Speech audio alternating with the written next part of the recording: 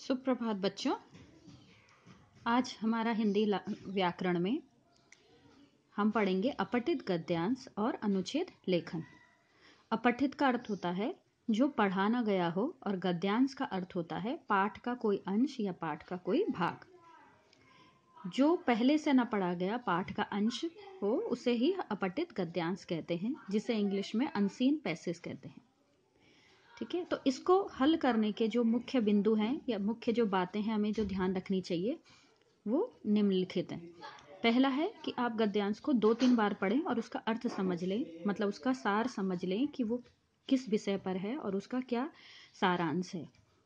दूसरा है कि अगर आप जो उसकी मुख्य बातें हैं उनको अगर आप रेखांकित करना चाहें तो कर सकते हैं, और ना भी करना चाहें तो कोई ज़रूरी नहीं है, लेकिन आप उस बात को ध्यान रखें कि वो मुख्य बात कहाँ पर लिखी गई है। तो जब आप उसके प्रश्न पढ़ेंगे तो आपको उत्तर उसके खोजने में आसानी होगी। ठीक है। थर्ड है कि प्रश्न को पढ़ें और उसके गद्यांश से उत्तर को ढूंढें। जब आप प्रश्न को पढ़ेंगे तो आपको तुरंत ही पता चल जाएगा कि इसका उत्तर यहाँ पर है, क्योंकि आप पहले से ही जो मुख्य बातें उसकी हैं उनको देख चुके हैं।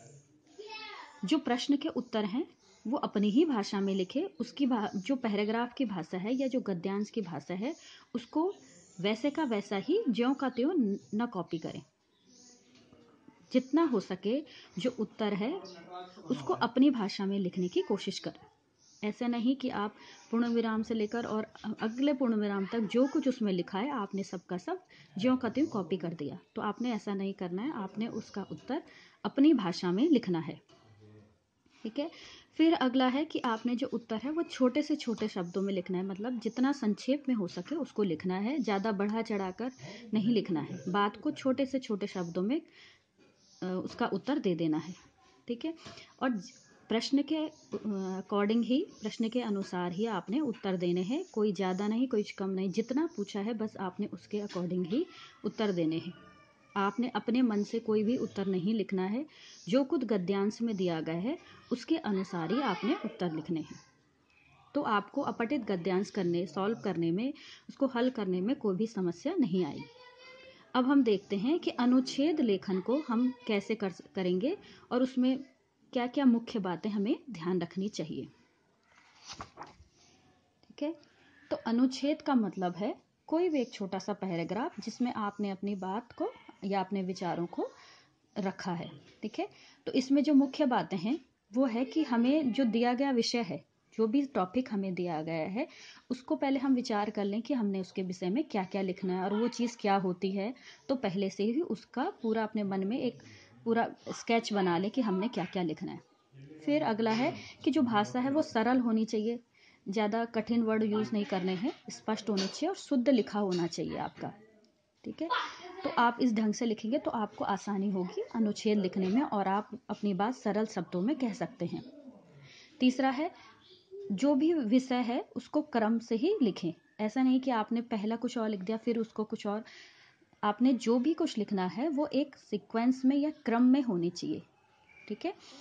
कि जैसे आपने पहले, अगर सपोज मैं एक टॉपिक ले रही हूँ यहाँ पे कि आपने गाय पे लिख रहे हो, तो गाय पे सबसे पहले आपने उसके विषय में बताना है कि वो चीज़ है क्या, फिर उसके रंग रूप में, फिर उसका क्या यूज़ है। ऐसे आपने स्टेप बाय स्टेप से ही उस चीज़ को, उस विषय को पूरा कंप्लीट लिखना है। फिर अगला है कि आपने कोई भी जो वाक्य लिखा है उसको दोहराना नहीं है। एक जो आपने वाक्य लिखा है उसको दोहराना नहीं है, एक ही बात को 2-2 बार नहीं लिखना है। सही शब्दों और सही वाक्यों का ही प्रयोग करें। जो आपका आप वाक्य बनाएंगे, जो भी सेंटेंस आप बनाएंगे वो सही होना चाहिए, उसमें सही सर्वनाम का यूज़ होना चाहिए, सही विशेषण का प्रयोग होना चाहिए, तभी वो सार्थक एक वाक्य बनेगा। वाक्य छोटे छोटे व स्पष्ट लिखें। अगर आपको बड़े वाक्य लिखने में परेशानी होती है तो आप उसको छोटे छोटे वाक्यों में और स्पष्ट, मतलब सही शब्दों में लिखें। जो विषय पूछा है उससे ही संबंधित अपने सुझाव लिखें और उससे संबंधित ही अपने जो भी विचार भावनाएं हैं वो लिखें। उसके अतिरिक्त आप उससे, मतलब जो विषय है उससे अलग हटकर कुछ ना लिखें। ठीक है। तो अनुच्छेद लिखने के ये मुख्य बिंदु हैं जिनको आपने ध्यान में रखना है, तभी आप एक अच्छा अनुच्छेद लेखन कर पाएंगे। ठीक है।